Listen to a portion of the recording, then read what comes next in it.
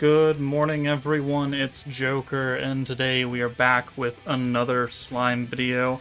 And today we're going to be going into EX2 of the new Kigali Beatdown Battle for the Scourge Wielder meta.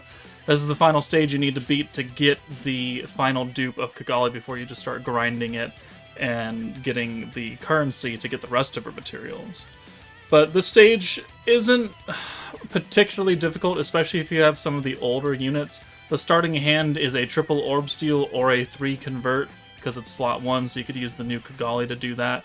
Just put her in slot 1 and she'll convert those 3, or triple steal, it's up to you. They're not doing anything particularly exciting. They do nerf greens and blues by 50%, which you can kind of get around, especially if you have rainbow orbs for a couple of turns, but a green buff or debuff of 50%, you could just match that with Shuna or Diablo or Isis or someone. The blue buff, a little bit harder to overcome, but blues, even at 50% down, still give a decent amount of protection gauge, just not max. Pierce rate and pierce power for the enemy, alt, and then if you go to turn 6, they begin to start doing some unhappy things. Sealing 50 cost skills. Jean gives everyone crit, pierce, and Aegis resistance, so you're meant to use synergy buffs in this fight, if you have access to that. And then magic resistance for all allies, including us, by 15%. Counterattack rate, cool. And then Blanc over here increases everyone else's magic resistance and magic attack. So nothing particularly super exciting, and it should be fairly easy, again, if you have some kind of Scourge Wielder team, or Warrior's Mind, or Frieren, or something. There'll be a number of teams that do this, because they don't have that much HP either. 1.2, 1.2, and 1.2. So, let's go ahead and jump in. There will probably be at least 2 parts to this series. This is part 1, obviously. Part 2 will come out tomorrow. But, let's get some teams.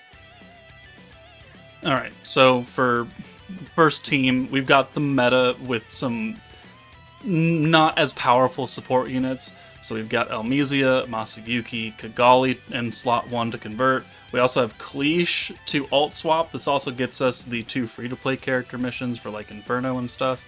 And then Diablo for synergy, Masayuki for the nuke, and then Octagram Lumi for the AoE and the alt damage. So not a very powerful team. Obviously, Cleash, very unnecessary here. Actually, I'm not even sure why I brought her. She's just another orange orb converter, but we don't need that because Kigali's doing it slot 1, turn 1. So that's exactly what we're going to do, is we're going to just use Kigali in slot 1 to convert her own orbs to oranges, and then we'll bring Masayuki in. And since the enemies don't have that much HP, you do not need like an EX ult to do this. If you want to, you certainly can, but highly unnecessary because he's going to do too much damage anyways. So 1, 2, 3, 4, 5, doing 23k a hit. It's pretty good. And then next turn we're going to have an ult, so it's up to you. I mean, we don't have a lot of points to buff or anything, so you might have to go to turn 3, and you might just get an EX ult regardless. But here, we're going to use stack each of Lumi's skill, so 20% alt and 10% AoE damage. And then we can take Diablo out after we use the multi-skill, and then use the alt swap for Kigali, or honestly, Cleash. Like, you could do either of them. But Elmisia will reset Lumi back down, so if we use the alt swap here, we have enough points for another stack of the AoE damage, so now we're up to 20%. And you only have to use that skill twice. So let's spread the damage out a little bit now. We're going to be a lot stronger. Yeah, 65k, because we have that 150% physical buff from Elmisia now. And then next turn, we're going to have a lot of points and an EX ult. So we're done here. We are done here. We'll use the light buff. I mean, you could wait another turn if you really wanted to, but I don't think it's necessary. I don't even think we use the synergy buff here. We just nuke without Diablo's power. But if you are uncertain about your killing potential, then you could just go another turn or so and get enough points to use Diablo as well. And the light buff lasts for multiple turns, so we could have used that maybe last turn instead of doing some other things. But that's the final stack of the AoE damage, and Masayuki does 2.5 million damage. Way more than what we need on turn 3. So Super difficult, didn't even use our big time support for synergy buff, but that is our first team using the quote-unquote meta.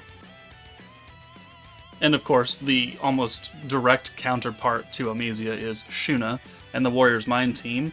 Even though we are not type advantage because we are mostly dark characters, really doesn't matter all that much because we know how much power Blanc can do, and we are free to debuff all of these stages essentially. So the Dread, the physical resistance down, the dark resistance down, the control stacks, all of that stuff is in play. The only thing that isn't really in play is the Pierce from Gobwa, but if you max Gobwa's skill out to the 120%, then you actually are going to benefit from it, because I think the enemies only have like 75% Pierce resistance, so we're still going to get a little bit of Pierce resistance. It's just not super huge, so you don't have to use Gobwa if you don't have her. You could very easily bring somebody else. But we also have Warrior's Mind Shuna, or not Shuna, Xion, as our free character and alt swapping character for Blanc, because we're going to get her alt right here.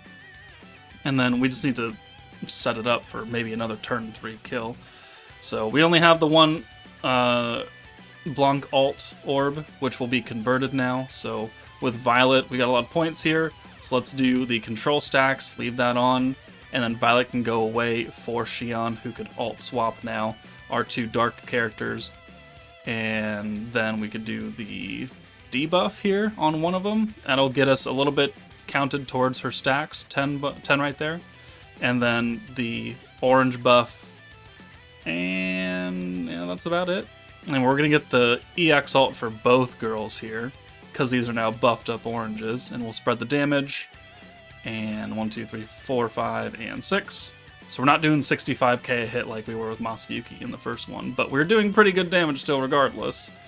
And now, we've got this. And going back to Gobwa, her base maxed out synergy resistance is 120%, but once you add control and the dread, it's like 200%, in which case you are very much benefiting from the Pierce skill. But that's only if you have those extra things to enhance the debuffs. So we got 90 points here, or 180, so let's use both 90-point skills. Control stack is already there. We're not even going to use the Pierce, so it's a moot point realistically. Don't even need it. But it's only turn 3 again, and we're still going to nuke, and we're still going to kill them because they don't have a lot of HP, and Blanc does 5.6 million damage. So, ooh, shock surprise. Warrior's Mind, kind of a good team in a burst orange setting. Who'da thunk? So, there's your obligatory Warrior's Mind team. Alright, next up is the Frieren team, another orange team, another team that's getting extra damage against dark enemies. The only thing is that we're magic, and the enemies do have magic resistance. However, doesn't really matter all that much, especially if you can use most of the buffs on this team. So we do have Raphael. Is it necessary to bring Raphael? No, because we're going to use Kigali to just convert turn 1 instead of trying to steal. But if you don't have Raphael, not a big deal. We actually don't use the Raphael buff at all. We're going to nuke on turn 5, so we only have enough points to use like 3 big time buffs, which is going to be 2 Fern and 1 Frieren.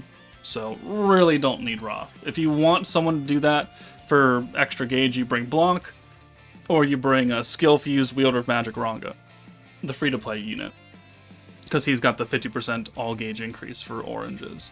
But we have the alt for Frieren. We could either send her away or alt swap. We have less than ideal orbs, so we are actually going to use Raph here to steal, and then that will give us a bit closer to the Himmel convert, because now we only have 2 orbs. So we can just leave it right here, and then Himmel will convert those 2. We'll get a whole butt ton of points, and then we can bring Frieren back in next turn and get her EX alt. And then we'll be able to also put a little bit of synergy resistance down debuff stacks with Stark, which will just help your damage out by a bit. So that's a decent hand right there. We can steal into almost a full hand of Frieren and get the protection gauge and all that. So let's go ahead and yoink. Boom. Frieren comes in for Raphael. Boom. And then we can alt swap and taunt here.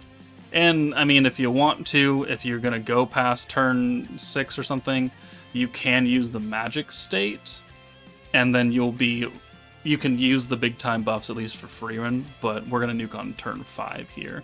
So 1, 2, 3, 4, 5, and 6.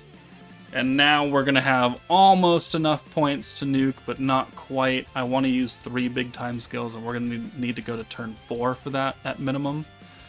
So, or actually no, yeah. Well, yeah, we go to turn 5 actually, because we only have 300. We have 250 points here. So we'll use another Stark Taunt, and then we'll get Kigali in here. She can alt swap as well, and it's unrestricted. And then, I mean, we can bring her off in if you want, get some extra weakness strike when she ults. That's cool, I guess.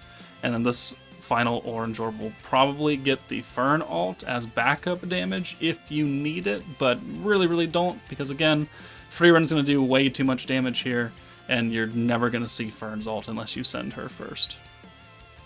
So boom, and then Raphael. Sent it kind of in backwards order, but not a big deal. So here we are, 300 skill points, turn 5. We're going to use 3 skills. Fern, skill 1 and skill 2, and Frieren, skill 2. Alt, synergy, EX alt, alt resistance down, synergy power. Boom, boom, boom. That's all you need. You didn't really need Raphael. You could have brought another different triple orb stealer if you wanted, or just not brought him at all, and brought someone cheaper. I don't really know. But here we go. Raphael almost kills everybody by herself.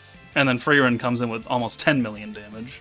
So really didn't need to go that deep into the fight either. But it's fun. The Frieren team is still a good team for what it wants to do. Alright, and the final orange team I have for you for at least this video is going to be the Tails team, which is doing 2 things that you're not really wanting to do, and that's be magic and be crit focused, but with enough power you can still overcome that. So we've got Rimuru, free to play Alphen in slot 1 so he can convert the orange orbs because he converts his own orbs to orange. We've got Wielder of Magic Hinata for the future hand. We've got Xion for some buffs in the future hand as well. And then we've got Tails Xion, who's going to be our AoE nuker, and then Hinata, who's going to be our triple orb stealer. So there's a whole lot of things going on here. I'm not quite sure how viable this team is for everyone because it is like the full meta. But if you summon for the Tails collab and this is your only team, then hey, it's orange and it can work technically. So starting out, Alphen is in slot 1. He's got those 3 orbs. We know that he converts his own to oranges, up to 3 of them, and look at that. There's exactly 3. Unfortunately, there's no gauge increase attached to it, so because it's the alt swap as well. So, kind of have to make do. So we're going to send 1, 2, 3, 4, 5, and 6. Xion being the AoE is going to be the most important character, and because the enemies just don't have that much HP, even though we're nuking into crit resistance and into magic resistance, like it doesn't really matter all that much. If you don't have Hinata, you might bring a different character who has like synergy, and you might be able to overcome that. But Hinata has the alt resistance down and the crit resistance down if we use that skill, which does help us actually verify and finish our nuke here. So, what we have here is a hand that works out pretty well, but I also don't want to do anything to mess it up. So we're just going to send everything, because we've stolen with Hinata, we've got orbs, we've got 2 alts, they're going to act like oranges, so they can give us a decent amount of points. And then that means that on turn 3, we can actually do a few things here. So, unfortunately, don't have the future hand going yet, but we are going to nuke on turn 5, because otherwise we would get sealed and everything. So we are looking for a bit of good RNG for Xion more than anything else. So, like, right here, we can bring Alphen in for Xion, convert most of those, and then hopefully steal the rest of them. And then we're banking on turn 4 to get a lot of Xion orbs that we can bring her in for. Or orbs for anybody, which we can then steal with Hinata, and we could get a lot of them. But we got a bit lucky in RNG right there, because we stole that one orb that wasn't already orange, and we're just going to spread the damage out. And so turn 4 is where things get RNG-ish, because you're looking for something like that. A lot of Hinata natural orbs, so we can ensure that Tails Xion gets her EX ult. And we have points for everything. So let's use the future hand again, so we can guarantee that the next incoming orb is going to stay orange. And then we're going to yoink everything, so we're going to have 5 orbs for Tails Xion, who already has 1 orange orb, so we're going to be looking good here. So, Future Hand. Not sure if I already used that or not. I think I used something else. I used the steel. But here. Tail Shion comes in. 5 orbs for her. It's the 6th one being for Slime Shion. This will get her EX ult, and then we'll have 300 points to nuke on turn 5, and that will allow us to use a number of different skills. And we're going to send Slime Shion last because she's light, and she'll do a little bit extra damage there. Not a lot, though. But full hand of orange because we use the feature hand, so that's good. We have follow-up orbs in case you're not strong enough to nuke just outright. So here, we're going to use Tail Shion crit. We're going to use Hinata's crit down and ult resistance down. And that leaves us enough points to do one more thing, which could be the magic attack and the weakness strike, which doesn't actually matter, so it's just the magic attack because we're type neutral. But then crit and crit. Or crit damage and crit resistance down, ult resistance down. Another stack of Rimuru for extra ult damage and magic attack damage. And then we'll nuke on the AoE, and then we have the follow-up Hinata and some extra orbs as well. So Shion does 1.5 million, which isn't great considering the buffs that we have, but again, we are nuking against a couple of different resistances, and we still come out on top. So that can work for you. Do you need Hinata? Do you need Tail Shion? No. You could replace them with synergy characters, and then pray, like a synergy and a magic buffing character like Visions of Coleus Violet. That could work, and then maybe Shion has enough oomph to kill. Maybe not on turn 5, but maybe you go a little bit further. Really determines on what you have available. But that's all I've got for part 1. I've got 2 more videos coming out the next couple of days that'll have other teams that you can use to clear EX2, so stay tuned for that. But if you found something else that works that's not one of these, please put it down in the comments so other people can see that. But that's it from me. Take it easy, and I'll see you all later.